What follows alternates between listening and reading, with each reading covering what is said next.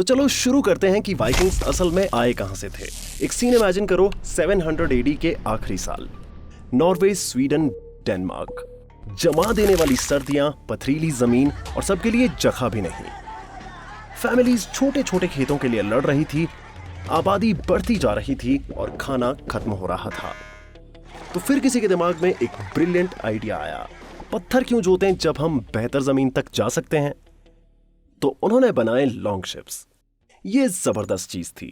ये सिर्फ 3 फीट गहरे पानी में चल सकती थी, कहीं भी पार्क हो जाती और समुद्र में सबसे तेज थी। एक फन फैक्ट सुनो, वाइकिंग कोई नेशनैलिटी नहीं थी, ये एक जॉब डिस्क्रिप्शन थी, जिसका मतलब था रेडर ओल्ड नॉर्स में। ये उनके टाइम की लैंग्वेज थी। लेकिन सब कुछ बदला 793 एडी में, इंग्लैंड की एक जगह लिंडिस्फार्ने में। इमेजिन करो तुम एक मॉन्क हो, तुम सुबह उठे और देखा कि ड्रैगन के सिर वाले जहाज तुम्हारी तरफ आ रहे हैं। डरावना है ना? मॉन्क्स ने उन्हें कहा भगवान की डिवाइन सजा। अब इन मॉन्क्स के पास ढेर सारा सोना और कीमती चीजें, तो वाइकिंग्स के दिमाग में एक आइडिया आया। तो क्या ये सच है कि ये मॉन्क्स नॉन वायलेंस की कसम खाते हैं? हाँ। और ये खजाना जमा करते हैं? हाँ। और इनकी कोई आर्मी भी नहीं है इनकी सेफ्टी के लिए? नहीं। ये तो इनकी खुद की गलती है। तो क्या उन्हें बताएं? नहीं, अपनी नाव भरो। तो फिर उन्होंने लिंडिस्फार्न का सारा सोना चुरा लिया। इसके बाद खबर स्कैंडिनेविया में जंगल की आग की तरह फैल गई। हर एम्बिशियस नॉर्समैन को यही करना था। रेडिंग उस समर की सबसे हॉट जॉब बन गई थी। लेकिन सब रेडर नहीं थे। कुछ ट्रेडर्स थे, कुछ एक्सप्लोरर्स और कुछ फार्मर्स जो अपने परिवार के लिए बेहतर जिंदगी चाहते थे। 800 एडी तक वाइकिंग ग्रुप्स हर स्प्रिंग में निकलते थे। वेस्ट में ब्रिटेन, साउथ में फ्रांस और ईस्ट में रशिया तक। सबसे बढ़िया शिप्स, सबसे बेहतर नेविगेशन और खोने के लिए कुछ भी नहीं। ये 3 छोटे देश एक ऐसे एम्पायर को जन्म देने वाले थे जो दुनिया बदलने वाला था। और उनका पहला निशाना था एक छोटा सा हरा भरा आइलैंड, लैप्रिकॉन्स और पोटैटोज से भरा हुआ। हाथ उठाओ अगर तुमने गेस किया आयरलैंड। नहीं, आयरलैंड नहीं। वाइकिंग्स वहां पर पहुंचे 795 एडी में और मोनेस्ट्रीज को लूटने लगे लेफ्ट और राइट से। लेकिन वो सिर्फ लूट कर नहीं गए। ओ नहीं, वो रुके और यहीं पर रह गए। उन्होंने 841 में डबलिन बसाया। हाँ, वाइकिंग्स ने आयरलैंड का सबसे बड़ा शहर बनाया, एक छोटे से फिशिंग विलेज से। और वो रुके नहीं। वाटरफोर्ड, कॉर्क, लाइमरिक, वेक्सफोर्ड, आयरलैंड की हर बड़ी पोर्ट सिटी वाइकिंग्स की देन है। सभी उन्होंने बनाए। एक वाइल्ड फैक्ट, वाइकिंग्स ने बेसिकली आयरलैंड की पूरी ट्रेडिंग इकोनॉमी स्क्रैच से बनाई। उनके आने से पहले आयरलैंड में कोई ढंग का पोर्ट या ट्रेड रूट नहीं था। ब्रदर पैट्रिक, वाइकिंग्स आ गए। फिर से? ये महीने में 3री बार है। वो हमसे सोना उधार लेते रहते हैं। उधार? पर वो वापस तो नहीं देते। तो क्या हम एक दीवार बना दें? पैसे कहाँ हैं? सोना तो वो ले गए। हाँ, सच है। शायद हमें तपस्या करनी चाहिए। वो हम पिछले 3 महीनों से कर रहे हैं। तो मुझे कुछ नहीं पता। उनकी कूल लॉन्ग बोट्स में उन्हें रोकना बहुत मुश्किल था। वो नदियों और नालों में घुस जाते थे जहां पर और कोई नाव नहीं जा सकती थी। आयरिश आर्मी कोस्ट पर डिफेंस बनाती और वाइकिंग्स कहीं ना कहीं से किसी नदी में घुस जाते। सरप्राइज! और फिर जब लूटते लूटते थक गए तो आयरिश नोबल्स से शादी करने लगे। फिर खुद आयरिश किंग्स बन गए। डबलिन 300 से भी ज्यादा सालों तक एक वाइकिंग किंगडम रहा, यूरोप के सबसे अमीर ट्रेडिंग हब्स में से एक। वाइकिंग और आयरिश लोग इतने ज्यादा घुल मिल गए कि कुछ जेनरेशंस के बाद पता ही नहीं चलता था कि कौन वाइकिंग है और कौन आयरिश। 900 एडी तक वाइकिंग्स आयरलैंड की सबसे अच्छी जमीन और पोर्ट्स कंट्रोल कर रहे थे। वो रूलिंग क्लास बन चुके थे। तो आयरलैंड को अपनी लिस्ट से हटा दो, वहां पर तो उनका ही राज था। और ये तो बस उनका वार्म अप था। शायद तुमने गेस किया फ्रांस। ना, ऐसा नहीं है दोस्त। नॉर्मैंडी का लिटरली मतलब है लैंड ऑफ द नॉर्थमैन। नॉर्थमैन वो नाम है जो यूरोपियंस वाइकिंग्स को देते थे जो नॉर्थ से आते थे। मतलब नॉर्मैंडी बेसिकली ओल्ड फ्रांस में वाइकिंग लैंड है। तो कुछ ऐसा हुआ कि 911 ईडी में रोलो नाम के एक वाइकिंग ने फ्रांस को इतना ज्यादा लूटा कि उस टाइम के फ्रेंच किंग चार्ल्स ने उसके साथ एक क्रेजी डील साइन कर दी। ओके रोलो, मुझे तुमसे बात करनी है। किस बारे में? मैं जरा लूटने में बिजी हूँ। अच्छा, एक प्रॉब्लम है। अगर हम तुम्हें जमीन दे दें तो क्या तुम हमला करना बंद कर दोगे? तो तुम मुझे लूटना बंद करने के पैसे दोगे? बेसिकली हाँ। डील, कब शिफ्ट करूं? सायर, ये तो जीनियस है, वाइकिंग्स को जमीन देकर रोकना। और बस ऐसे ही नॉर्मैंडी पैदा हुआ। और एक प्लॉट ट्विस्ट, रोलो इतना लंबा था कि वो घोड़े पर नहीं बैठ सकता था, बहुत भारी था तो हर जगह पैदल चलता, जैसे कोई जायंट घूम रहा हो। और एक क्रेजी फैक्ट, रोलो का ग्रेट ग्रेट ग्रेट ग्रैंडसन था विलियम द कॉन्करर। और 1066 में विलियम ने अपनी वाइकिंग आर्मी को लेकर चैनल को पार किया और इंग्लैंड पर हमला कर दिया। बैटल ऑफ हेस्टिंग्स, हाँ वही वाली, सिर्फ एक दिन में खत्म हो गई। किंग हैरोल्ड को आंख में तीर लगा और पूरी इंग्लिश आर्मी बिखर गई। जीतने के बाद विलियम ने इंग्लैंड की हर जमीन को अपने नॉर्मन वाइकिंग दोस्तों में बांट दिया। सारे इंग्लिश नोबल्स को निकाला और वहां पर अपने लोग बैठाए। रातों रात पूरे देश के नए लैंडलॉर्ड्स बन गए। फिर फ्यूडल सिस्टम बनाया जिसने इंग्लैंड को पूरी तरह रीऑर्गेनाइज कर दिया। इसलिए आज इंग्लिश में इतने सारे फ्रेंच वर्ड्स हैं। वाइकिंग नॉर्मन्स अपनी भाषा साथ लाए थे। गुड मॉर्निंग एवरीवन, आज का दिन बढ़िया है। रुको, तुम कौन हो? ओह, मैं तुम्हारा नया लैंडलॉर्ड। ओह, लॉर्ड एडवर्ड कहाँ है?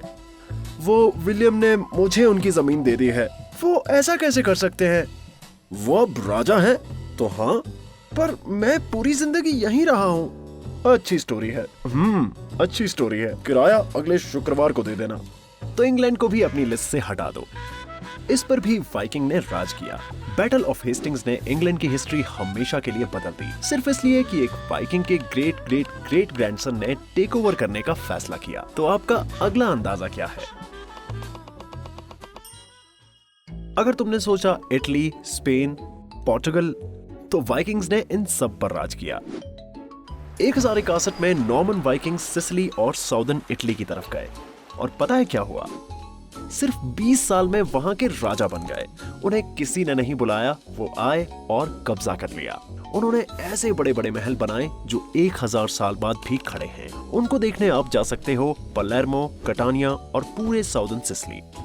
वाइकिंग रूल में सिसिली यूरोप के सबसे अमीर किंगडम्स में से एक बन गया। वो पूरा ट्रेड कंट्रोल करते थे अफ्रीका, यूरोप और एशिया के बीच। जजिंग। फिर उन्होंने फैसला किया क्रूसेड्स ज्वाइन करने का, क्योंकि रिज्यूमे में होली वॉर भी तो ऐड करना था। शादियों और जीत के जरिए वाइकिंग खून पोर्चुगीज और स्पेनिश रॉयल फैमिलीज में भी पहुंचा। तो हाँ, तो इटली, पोर्चुगल और स्पेन सारे वाइकिंग्स। एक्सक्यूज मी, तुम कौन हो? तुम्हारा नया किंग। पर तुम तो फ्रांस से हो। एक्चुअली मेरे दादा नॉर्वे से थे। मैं समझा नहीं। देखो, तुम्हें दुकान रखनी है या नहीं? हाँ महाराज। है, स्मार्ट चॉइस। अब टैक्सेस की बात करते हैं। हाँ, टैक्सेस? पहले तो कोई टैक्स नहीं थे। अब है। Welcome to Norman Sicily. अब अमेरिका के बारे में एक क्रेजी बात बताऊं। पहले 985 में एरिक द रेड नाम के एक वाइकिंग ने ग्रीनलैंड तक सेल किया और वहां पहली सेटलमेंट बसाई। और उसका बेटा लीफ एरिक्सन बस वहां पर नहीं रुका और वो 1000 में पश्चिम की तरफ सेल करता रहा और वो पहुंचा विनलैंड, यानी कि आज का कनाडा। उसने वहां पर बसाया लैंडसॉक्स मेडोज। वो सालों तक वहीं रहे, लकड़ियां काटी, मछलियां पकड़ी, वहां के नेटिव से ट्रेड किया। और ये कोलंबस से 500 साल पहले की बात है। सेटलमेंट आखिरकार फेल हुई क्योंकि वो बहुत दूर था। दूर ग्रीनलैंड से सप्लाई लाइंस मेंटेन नहीं हो सकती थी। लेकिन 500 साल बाद फर्डिनेंड और इसाबेला, स्पेन के किंग और क्वीन, जिनमें by the way Viking DNA था, उन्होंने कोलंबस की यात्रा फंड की अमेरिका को डिस्कवर करने के लिए। तो वाइकिंग्स ने पहले अमेरिका खोजा, फिर उनके ग्रेट ग्रेट ग्रेट ग्रैंडकिड्स ने किसी और को खोजने के लिए पैसे दिए। ये कोई छोटी कहानी नहीं है। तो इटली, स्पेन, पोर्चुगल और टेक्निकली अमेरिका और ग्रीनलैंड भी अपनी लिस्ट से निकाल दो। तो अब बताता हूं कि वो आगे कहां गए। तो क्या किसी ने ईस्टर्न यूरोप से कुछ गेस किया? Ukraine, Belarus, Russia?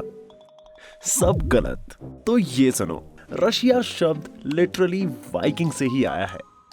हाँ, 800s में स्वीडिश वाइकिंग्स नाव लेकर नदियों में उतरे और उन्हें चलाकर कीव तक पहुंचे और बस वहां पर शहर बनाने लगे। रूस एक स्लेविक वर्ड था वो स्वीडिश नाव वाले लोगों के लिए, और वहीं से आया रशिया। वो यहां पर भी रूलर्स और किंग्स बन गए। कीव, नोवगोरोड बसाए और बेसिकली पूरी रशियन स्टेट स्क्रैच से बनाई। और फिर उन्होंने कुछ जीनियस किया। उन्होंने बहुत बड़े बड़े ट्रेड रूट्स बनाए, बाल्टिक सी से ब्लैक सी तक। इससे नॉर्दर्न यूरोप, कॉन्स्टेंटिनोपल और मिडल ईस्ट से जुड़ गया। वाइकिंग्स यूरोप और एशिया के बीच का ट्रेड कंट्रोल कर रहे थे। वो बेहिसाब बेतहाशा अमीर हो गए। आप समझो कि सोने में नहाने वाले अमीर। सबसे कूल वाइकिंग जॉब क्या रही होगी? तो कॉन्स्टेंटिनोपल में बिजेंटीन एम्परर के वाइकिंग बॉडीगार्ड्स को कहा जाता था द वेरेंगियन गार्ड्स। इस जॉब के लिए 6 फीट लंबा, गोरा और बिल्कुल टेरिफाइंग होना बहुत जरूरी था। ये एकमात्र गार्ड्स थे जो एम्परर के बेडरूम में बड़ी बड़ी एक्सेस लेकर जा सकते थे। सोचो, एम्परर को अपने लोगों से ज्यादा वाइकिंग्स पर भरोसा था, और सैलरी भी जबरदस्त। वेरेंगियन गार्ड्स दुनिया के सबसे अमीर वॉरियर्स में से थे। तो मैं वाइकिंग्स को ही क्यों हार करूं? महाराज, इनसे लड़ने की हिम्मत किसी में नहीं है।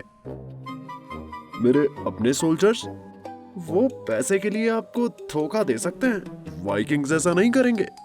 वाइकिंग्स लॉयल होते हैं और वो ग्रीक नहीं समझते, तो वो कॉन्स्पिरेसी में शामिल ही नहीं हो सकते। ब्रिलियंट आइडिया है, और वो जाइंट एक्सेस के साथ टेरिफाइंग लगते हैं।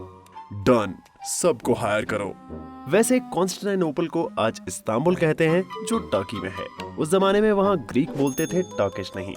वाइकिंग ने इस्तांबुल की मशहूर हागिया सोफिया चर्च में एक ग्राफिटी भी बनाई है, जो आज भी है, जिसमें लिखा है हाफ्टन वाज हियर वाइकिंग रून्स में। तो लिस्ट से सब निकाल दो, Russia, Ukraine, Belarus, Turkey, basically पूरा ही ईस्टर्न यूरोप। तो फिर वो कौन सी कंट्री है?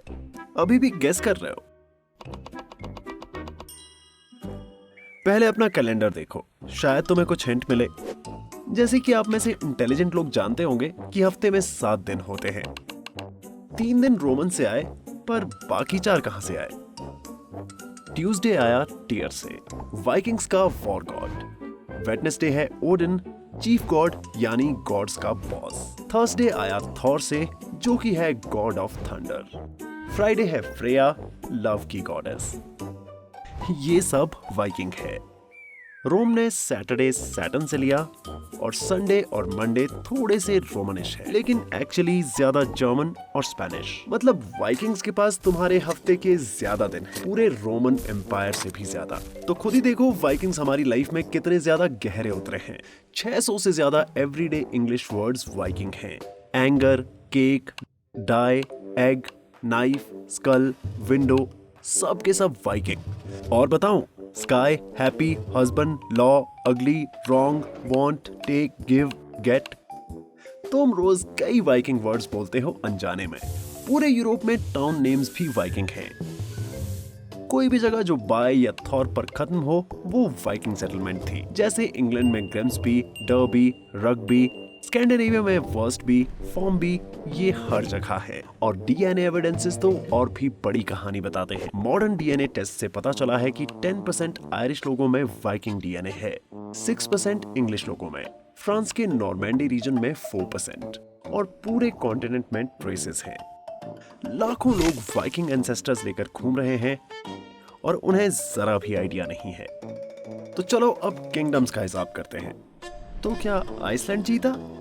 नहीं, आइसलैंड इज वाइकिंग्स। वो लिटरली उन्हीं के डिसेंडेंट्स हैं। Norway, Sweden, Denmark, obviously Viking. France, Normandy में वाइकिंग्स। इंग्लैंड, वाइकिंग्स ने जीता। आयरलैंड, हर जगह Viking cities. Italy, Norman Vikings. Spain और पोर्चुगल, रॉयल फैमिलीज में Viking blood. Russia, Ukraine, Belarus, Vikings ने बसाए। टर्की वाइकिंग बॉडीगार्ड्स वहां रहते थे, यानी कि हर एक देश। और जानते हो इससे भी ज्यादा क्रेजी क्या है? अमेरिका ने एक बार जमीन खरीदी 4 सेंट्स पर एकड़ में, और किसी को भी पता नहीं था कि क्या मिल रहा है। तो वाइल्ड वेस्ट की क्रेजी कहानी देखने के लिए यहाँ क्लिक करो।